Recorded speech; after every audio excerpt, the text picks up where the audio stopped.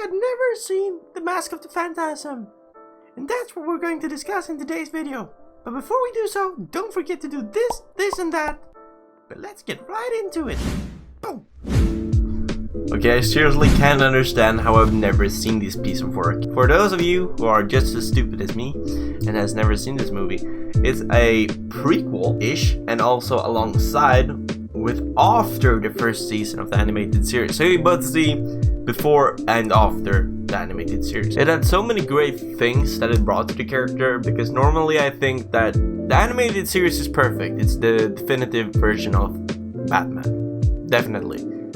But it does never really have a continuity to the story. You can see the connections, but mostly all of the episodes are standalones. But this movie brings vulnerability and a compassionate version of Bruce Wayne, not Batman, Bruce Wayne, which is something I don't really think we see that often. It's a movie that got love, corruption, and an origin, and so much more. It had everything. Sure, some plot twists, or well, the plot twist was, you know, a bit weak, but it worked. And I definitely think, since this movie is not made for a 19-year-old fanboy, I think it works really great for the younger audience that saw it back in, well, 1992. Still not sold? Well, I want to show you my two favorite parts of this movie, and these are scenes that are huge spoiler alerts, but I want to show them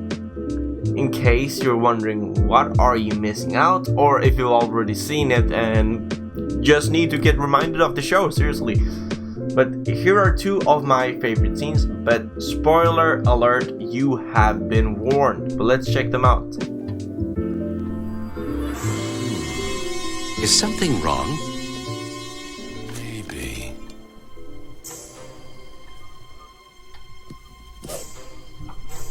Oh no! Okay, so in this first scene we see Jack Napier and how Batman makes the conclusion that Jack Napier is the Joker. I guess this movie has to take place during season 1, because I know they mention his name as Jack Napier somewhere there. Either way, I know most people don't like to know about the Joker's origin, and I totally get that and I respect that. It's cool to don't know how he became what he became, but that's the thing. We don't know how he became what he became. It could be something like the 1989, since his name was also Jack Napier back then, and we got to see his origin and all that, and that was like around the same, you know, it was like 4 years apart, so it could most likely be that. But we don't know for sure. They just show us, okay, Batman makes the conclusion this was the Joker, and then they just leave it like that, and I absolutely loved it.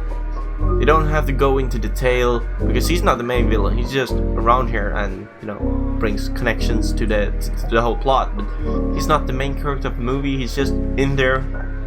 Bruce made a conclusion, and it was just beautiful. I loved it.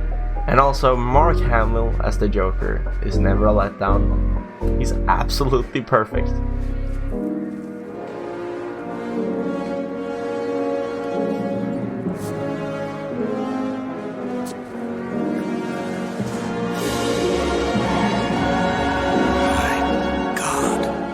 The second one is just beautiful. It shows how scared Alfred is about what Bruce has become.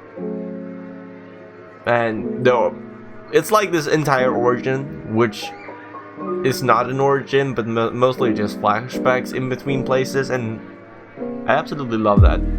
It made me really intrigued by watching it, because it doesn't focus too much about it, it just shows it. It exists, that's all. I love that idea. If you haven't seen The Mask of the Phantasm, but just as me has heard people speak about it for ages, make sure to watch it. If you have watched Batman The Mask of the Phantasm, make sure to comment down below what your thoughts about this movie is. And as always, don't forget to do this and that. But the bat is heading out for now. Peace out, guys.